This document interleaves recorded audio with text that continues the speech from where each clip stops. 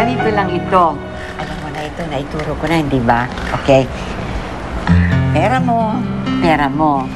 Tapos, bibili kayo kunyari dito, ha, ng ito, mga hotel, mga lupain. Basta properties, yan ang pambayad ninyo. Yung pera na yan. Dito ka lang tumingin sa board. Ito lang titignan mo, wala nang iba. Naintindihan mo? Opo. Halika na, umpisa na. Ang pangit po nito. Gusto ko pong ibang laro. Lola, gusto ko pong ikaw po ang fairy godmother ko. Kunwari, ako, prinsesa, at saka si Tatan, prince. Ayun ba ang gusto mo? Opo.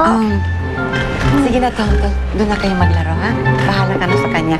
Doon na kayo, Iya. Sige na, doon na kayo. Ay, naku, Maria, ano ba yan?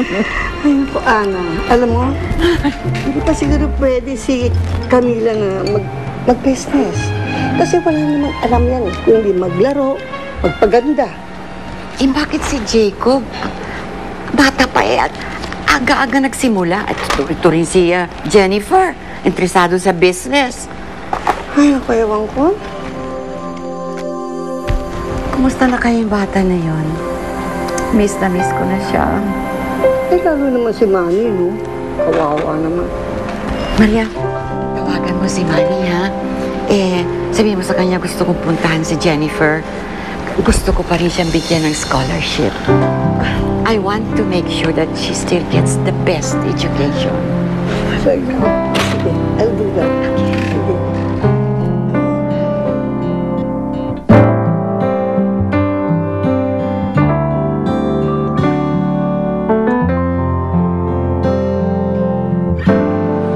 Yan.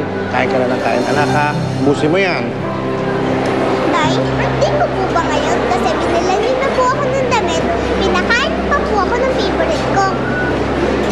Ay, naku, anak. Kung pwede ko lang sana gawin to araw-araw, gagawin ko. Kasi mahal na mahal kita. Ang sweet naman ng tatay ko. Binubola mo na naman ako. Sige, kain ka na. Okay na ako dito.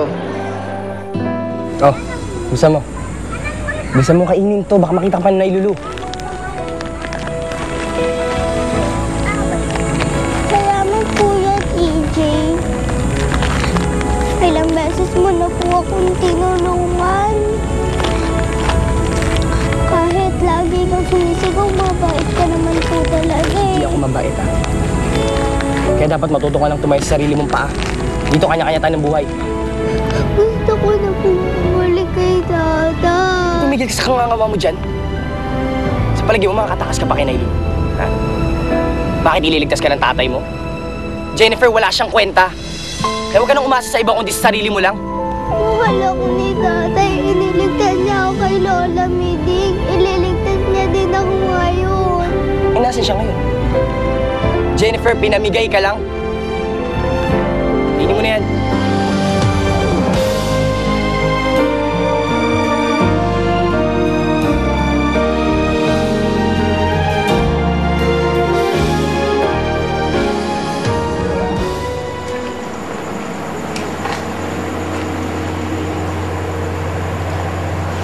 Sigurado ko bang dadali mo si Susan sa Manila? Malit lang ang mundo, Simeon. Pare, muntik-muntikana na nga ako kay Jennifer, eh. Kaya hindi na mangyayari yun. Pag-isipan mo maigi. Baka mamaya magsisi ka sa huli. Pare, kung may natutunan man ako sa nangyari, isa lang yun.